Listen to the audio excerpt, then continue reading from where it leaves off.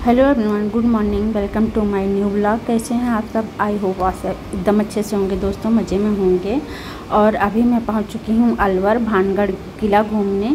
तो चलिए, अभी बाहर से तो कुछ नहीं दिख रहा है, अंदर चल के देखते हैं कि कैसे और क्या है। मैं भी फर्स्ट बार ही आई हूँ घूमने, तो चलिए पहले टिकट लेते हैं फिर अंदर चलते हैं। तो चलिए दोस्तों अंदर चलते हैं। और मेरे आगे सब जा रहे हैं, अरु पापा, आर्यन, और भैया भी हैं मेरे साथ में। अरु के पापा के दोस्त हैं, उनकी भी फैमिली है। तो चलिए सबका टिकट लेते हैं फिर अंदर चलते हैं। और आज मौसम देखिए कितना ज़्यादा अच्छा है, धूप बिल्कुल भी नहीं है और गर्मी भी नहीं है।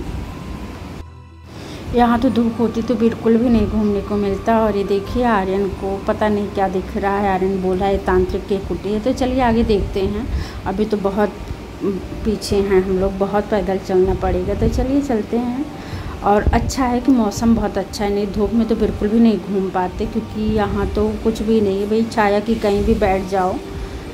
अभी तो बस पहाड़ों के बीच में ही घूम रहे हैं, क्योंकि चारों तरफ हमको पहाड़ ही दिख रहा है अभी। तो दोस्तों अभी 15 मिनट हो गए हमको पैदल चलते हुए, और अभी तक हमको नज़र नहीं आया कि किला किस कोने में बना हुआ है। और देखिए चारों तरफ हरियाली और पहाड़ ही दिख रहा है। ये है कि मौसम अच्छा है। और ये पीछे कुछ लोग थे, वो बता रहे थे यहाँ की कहानी किले के बारे में। वही यहाँ तो हम किला घूमने आए, और यहाँ हमें खंडर देखने को मिल रहा है। कोई नहीं, ये पीछे जो भैया थे वो बता रहे थे कि ये राजा के ज़माने में जो उनकी प्रजा थे उनके घर हैं, अब तो सब निकल चुके हैं, ये उन्हीं का घर डूब। तो ये राजा की प्रजा का घर और मार्केट थी पुरानी हवेली। अभी किला तो बहुत अंदर है। तो चलिए दोस्तों आप लोग देखिए, मैं मिलूँगी आप लोगों से थोड़ी देर में।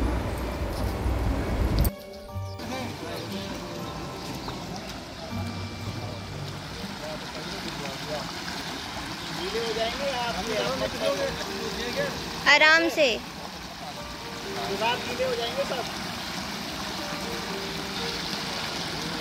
बस दोस्तों पहुंचने वाले हैं हम अंदर किले के। और पेड़ तो देखो भाई, सच्ची में बाहर से डरावना लग रहा है, पहाड़ों के बीच झाड़ियों में। बस पहुंचने वाले हैं, आगे दिख रहा है किला। तो दोस्तों मैं पहुंच चुकी हूँ भानगढ़ किले के अंदर, और यहाँ से एंट्री है और उधर से भी लोग जाते हैं। चलिए ये अंदर का है, आज भीड़ भी कम है। हम चलिए। एक किला अरावली पहाड़ियों के बीच में बना हुआ है, और जो ये चारों तरफ हरा हरा पहाड़ जैसे दिख रहा है, पेड़ हैं, ये अरावली पहाड़ी है कहते हैं। ये अरावली पहाड़ियों के बीच में ही बना हुआ है किला। ये दिख रहा है तांत्रिक की कुटिया, बहुत ऊपर भैया, पहाड़ी के ऊपर घने जंगल में। कहाँ? हाँ ये मोर नाच रहा है, मोर के पास ये देखिए मोर भी नाच रहा है यहाँ।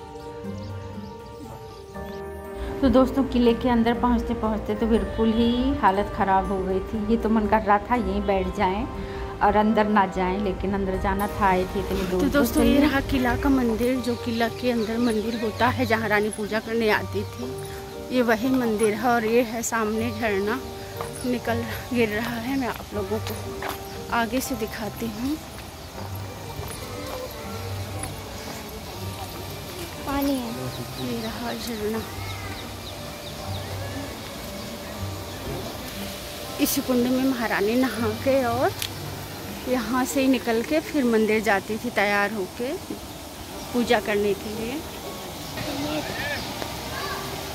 ये झरना है कि ऊपर से पानी आ रहा है ना पहाड़ों से, ये पहाड़ों से पानी जो बारिश का होता है वही आ रहा है और इसमें इकट्ठे हो रहा है। और ये है सोमेश्वर टेम्पल, ये सामने।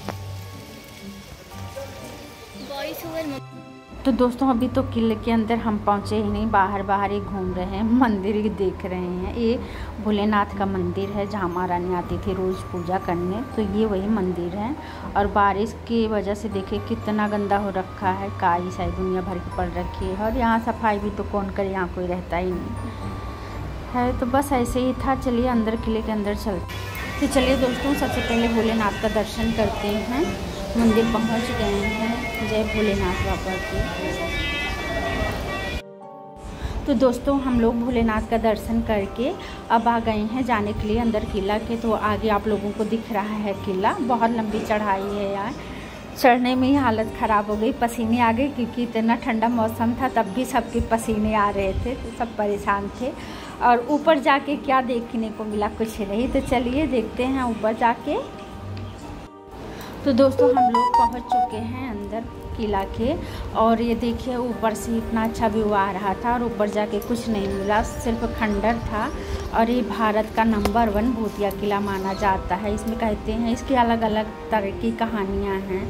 भूतिया किले के बारे में बहुत कुछ सब लोग कहते हैं, लेकिन हम लोगों को वहाँ कुछ नहीं मिला देखने को, सिर्फ बदबू आई थी और ऊपर जाके आ गए हैं। चलिए आप लोगों को अंदर दिखा। तो दोस्तों, ये किला राजा माधव सिंह ने 1613 में बनवाया था। कहते हैं इसमें पहले 10,000 लोग रहते थे। तो दोस्तों, इस किले के बारे में बहुत लोग कहते हैं कि ये किला बहुत ही ज़्यादा श्रापित किला है। यहाँ एक तांत्रिक रहता था, उसने श्राप दे दिया, तभी इस किले का सर्वनाश हो गया है। और ये सच भी है। यहाँ 5 बजे से ही किले को खाली कराना शुरू कर देते हैं और 6 बजे इस किले में लॉक लग जाता है, किसी को अंदर नहीं रहने देते हैं।